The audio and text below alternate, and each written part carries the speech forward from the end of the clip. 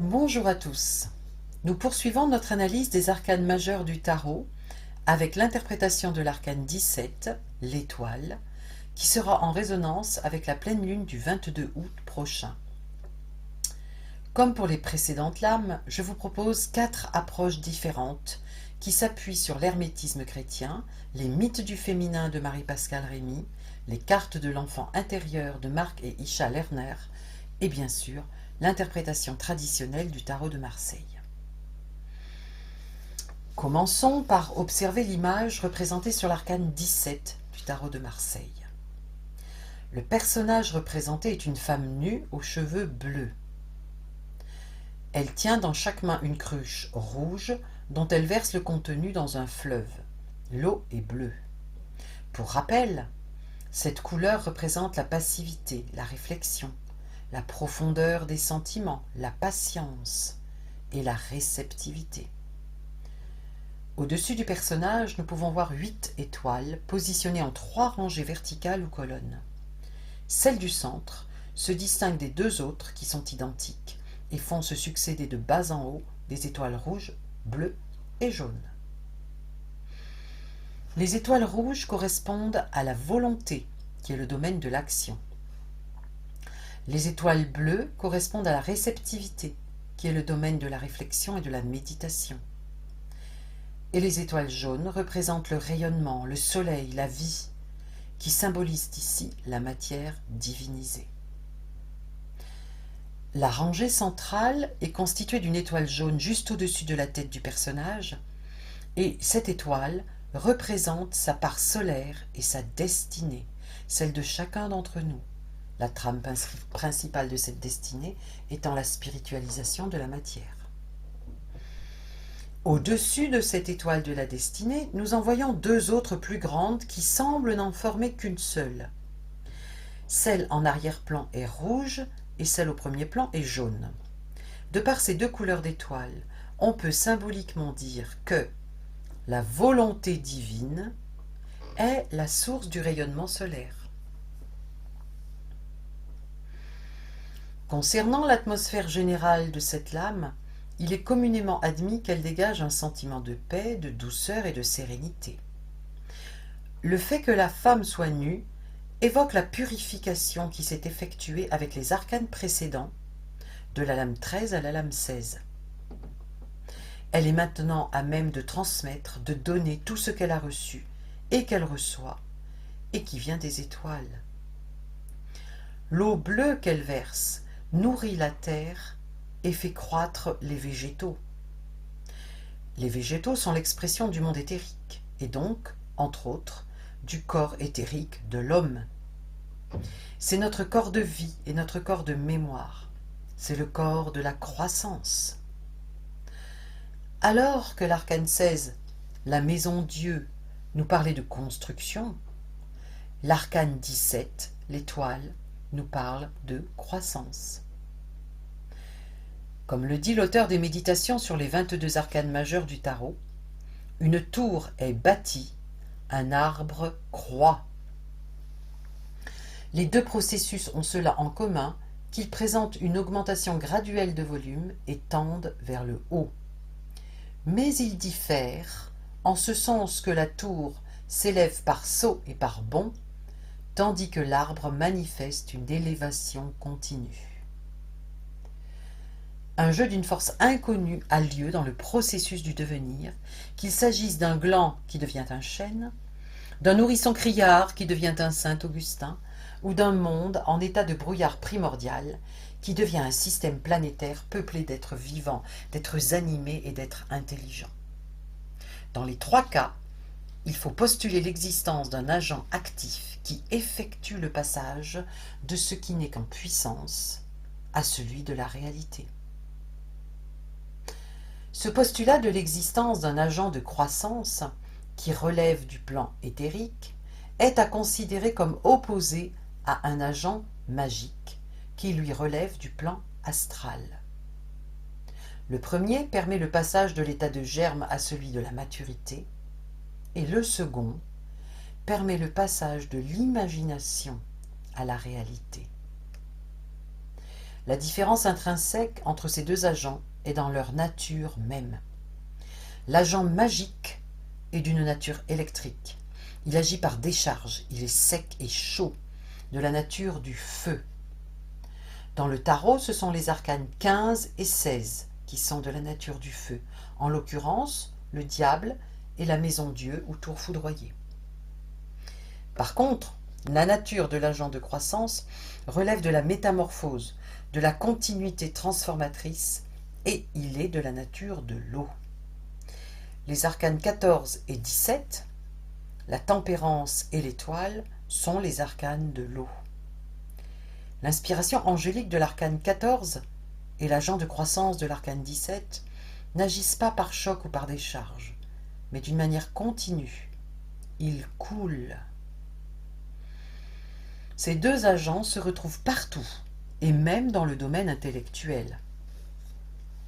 Du côté de l'eau, on trouve les idées du transformisme avec l'évolution, l'éducation, la thérapeutique naturelle, la tradition vivante. Du côté du feu, on trouve la création ex nihilo, l'élection, la chirurgie, la révolution. En Grèce ancienne, du côté du feu, nous trouvons Héraclite, et du côté de l'eau, nous trouvons Thalès. Proche de nous dans le temps, parmi les esprits ayant pris le parti de l'eau, nous pouvons citer Goethe, Leibniz, Schmackhoff, Bergson ou encore Teilhard de Chardin. Mais, de même qu'il y a feu et feu, le feu céleste de l'amour divin et l'électricité due à la friction, il y a eau et eau, l'eau céleste de la sève de la croissance, de l'évolution, et l'eau inférieure de l'instinctivité, de l'inconscient collectif, l'eau des déluges. La femme représentée sur l'arcane 17 verse les deux eaux via les deux cruches. L'être humain est porteur aussi bien de ce qui est saint, noble et divin que de ce qui est malsain, vil et diabolique. L'auteur des méditations sur les 22 arcanes majeurs du tarot pose la question de ce dualisme, de la larme de la Vierge et du venin du serpent, qui coule dans les veines du genre humain. Mais il précise que ce dualisme est nécessaire, car il éveille la volonté et conduit à l'action. Les grands maîtres du dualisme appelaient la volonté à s'éveiller, à faire des choix, ce qui nous ramène à la capacité de dire oui ou non. Parmi ces grands maîtres se trouvaient Zarathustra, Bouddha et Mani. Pour en revenir aux deux cruches, les deux eaux sont versées dans le même fleuve. De la même façon, la grande étoile double, rouge et jaune, nous invite à allier la justice contemplative, l'étoile jaune à 8 rayons, à la justice active, l'étoile rouge à 8 rayons. Il est question d'unir l'entendement à la volonté, ce qui fait naître une force lumière qu'on appelle l'espérance. L'espérance est ce qui meut et dirige l'évolution spirituelle dans le monde. Du fait qu'elle meut l'évolution spirituelle, elle est une force objective. Du fait qu'elle oriente et dirige, elle est une lumière subjective. On peut donc bien parler d'une force lumière. Et toujours dans le même ouvrage, nous pouvons lire « L'espérance est à l'évolution spirituelle ce que l'instinct de reproduction est à l'évolution biologique. » L'exercice spirituel de ce 17e arcane consiste à contempler l'essence de la croissance biologique et celle de la croissance spirituelle. Il s'agit donc d'aboutir à l'intuition de l'eau.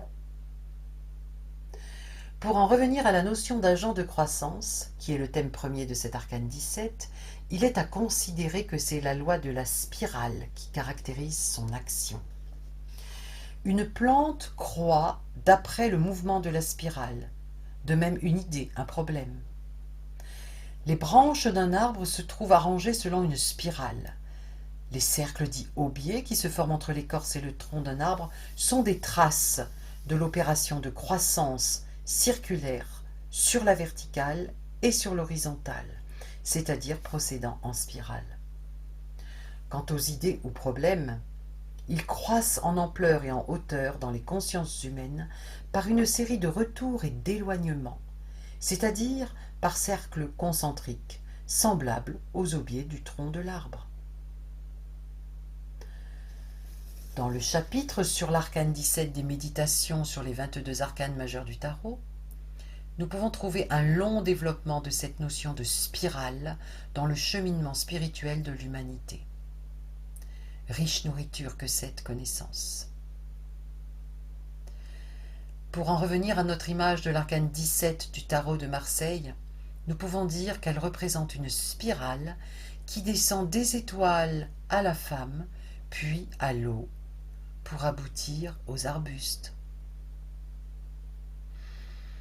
La lame répond à la question « Que faut-il pour qu'un arbre vive ?»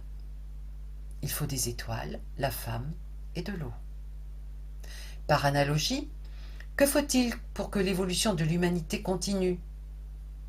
Il faut l'espérance, la maternité et l'hérédité. Et donc, que faut-il pour que la vérité spirituelle ne sombre pas dans l'oubli et vive? Il faut l'espérance, la créativité loyale et la tradition. Le témoignage corroborant de 3 témoins toujours présents, de l'esprit, du sang et de l'eau. Et l'unité de l'espérance, de la créativité et de la tradition, c'est l'agent de croissance. Il est l'action concertée de l'esprit, du sang et de l'eau. Il est donc indestructible, son action est irréversible et son mouvement est irrésistible. Et c'est l'agent de croissance qui est, en dernière analyse, le sujet de la table d'émeraude d'Hermès Trismégiste. Elle est le résumé concis de ce que le monde ancien avait à dire au sujet de l'agent de la croissance et de l'évolution. Quelques siècles plus tard, nous trouvons dans les arcanes majeurs du tarot le résumé, développé en école pratique d'exercice spirituel, de ce que le monde médiéval avait à dire au sujet de cet agent, comme fruit de ses méditations sur la table d'émeraude et de ses propres efforts et expériences spirituelles. Aujourd'hui, nous avons à effectuer un nouveau pas, un troisième résumé qui serait à notre temps ce que fut le tarot au Moyen-Âge et la table d'émeraude à l'Antiquité. Il s'agit de sauver l'essence de la sagesse moderne, comme ont été sauvées l'essence de la sagesse médiévale et l'essence de la sagesse antique. C'est le message de l'arcane 17, de la femme agenouillée sous les étoiles, sur le bord du fleuve qui coule du passé vers l'avenir, de la femme qui ne cesse de verser de l'eau d'en haut dans le fleuve de l'eau d'en bas.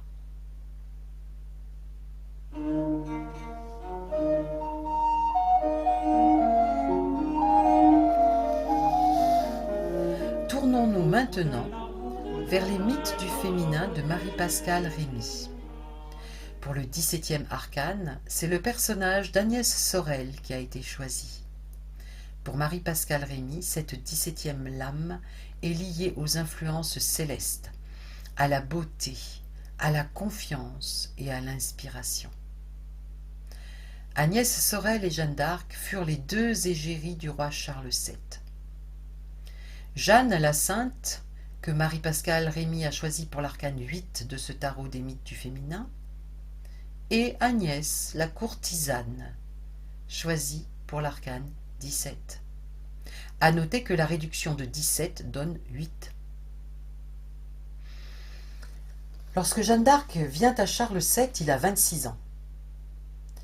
Le roi est dans une situation désastreuse. À la tête d'un royaume désormais très restreint, il n'a plus guère d'autorité et manque cruellement d'argent. En faisant lever le siège d'Orléans et en ne lâchant rien jusqu'à ce que le roi soit sacré à Reims, Jeanne redonne courage, confiance et volonté à Charles VII. Les 2 années que Jeanne passe à renverser la situation dans cette guerre dite de 100 ans entre la France et l'Angleterre seront déterminantes.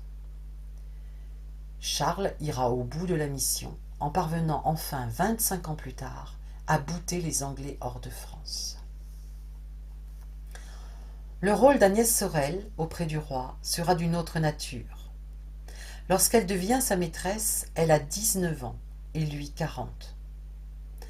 Agnès est très belle, intelligente, elle a du tempérament et elle jouera un rôle politique non négligeable et bénéfique pour le royaume.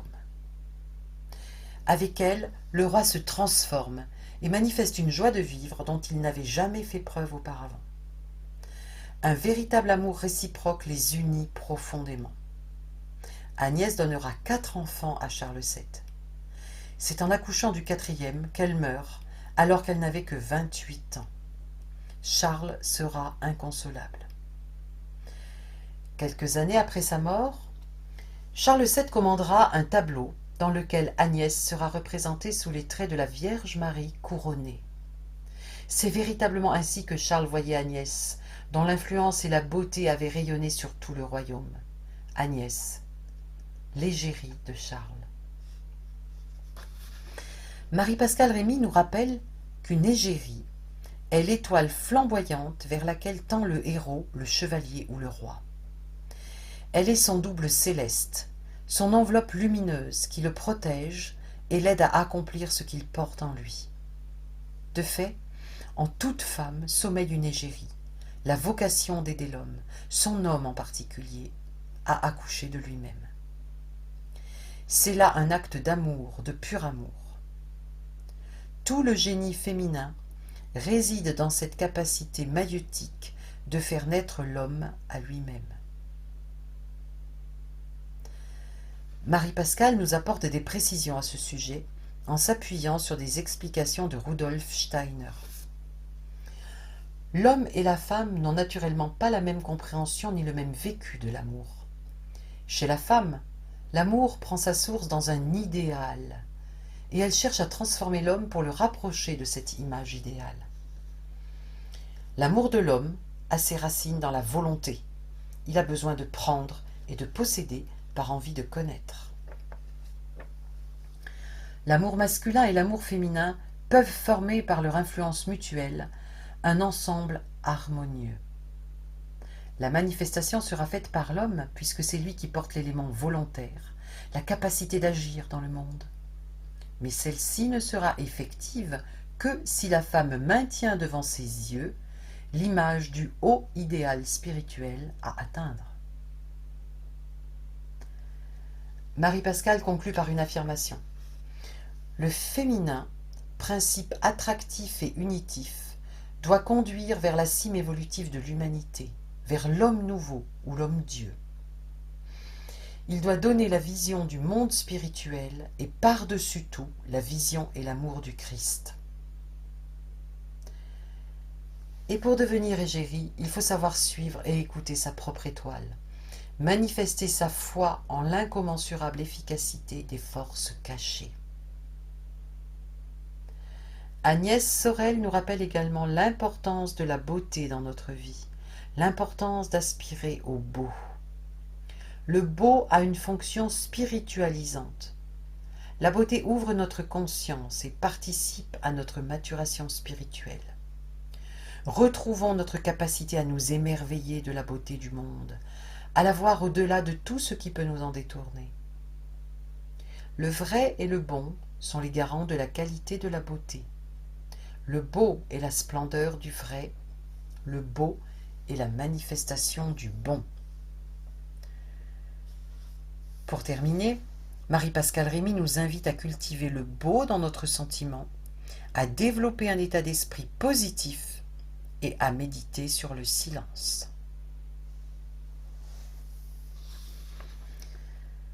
Avant de terminer cette étude par les interprétations données à l'arcane 17 du tarot dans des tirages traditionnels, je souhaite évoquer, comme d'habitude, les cartes de l'enfant intérieur. Marc et Isha Lerner ont intitulé cette 17e lame « L'étoile filante ».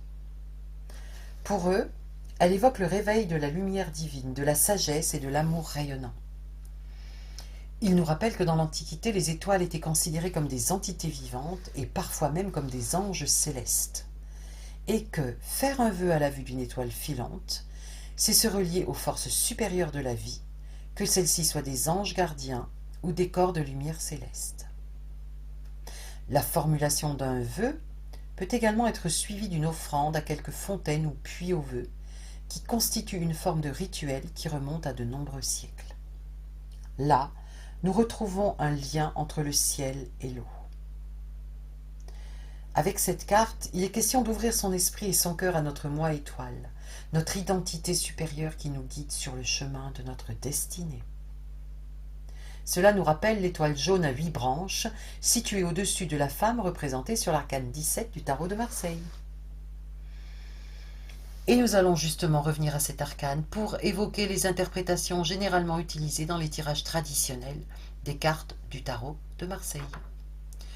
Je précise une nouvelle fois que je choisis de ne pas développer cette partie, car il existe déjà de nombreux ouvrages excellents sur le sujet, ainsi que des analyses très pertinentes à disposition de chacun sur Internet. Donc je dirais que d'une manière générale, l'étoile, cette 17e lame, symbolise la paix, la sérénité, le naturel, l'espérance, la protection divine, mais aussi le corps, l'amitié, la simplicité, de même que le futur, ainsi que les dons de la destinée. Et elle peut représenter un poète, un artiste en général, la beauté féminine ou encore l'écologie. Elle nous parle de respect du corps, de la nature terrestre et cosmique. La posture de la femme avec un genou à terre évoque l'humilité, et la sérénité de son visage évoque la confiance. Si cette carte est tirée pour une question professionnelle, il pourrait être question d'ambiance chaleureuse, de créativité, de soutien des collègues, ou, pour une personne en recherche d'emploi, un signe favorable qui indique que les démarches engagées finiront par porter leurs fruits. Si c'est l'aspect négatif qui est à prendre en compte, on parlera de manque d'autorité, de manque de dynamisme, de retard dans les projets ou éventuellement de naïveté. Si cette carte est tirée pour une question sentimentale, elle parlera de tendresse, de douceur et d'harmonie. Pour une personne seule, elle invitera à la patience, tout en sachant que ce que l'on souhaite finira par arriver. Pour un couple, cet arcane indique un climat de passivité et de douceur, avec une tendance à être une femme maman ou un homme papa. Si c'est l'aspect négatif qui est à prendre en compte, il peut être question de naïveté, là encore, de trop de rêverie, de manque de dynamisme dans le couple, ou d'un retard pour une éventuelle rencontre si la personne est seule. En dehors des domaines professionnels et sentimentaux, il pourrait être question de santé, dans le sens où elle pourrait indiquer de prendre du repos, ou pour une femme éventuellement de consulter sur le plan gynécologique. Cette lame pourra également être en lien avec une question artistique, ou tout simplement nous parler de chance ou d'intuition et de réceptivité consciente aux énergies spirituelles. J'arrête là cette étude de la 17e lame du tarot et je vous remercie pour votre écoute. À bientôt!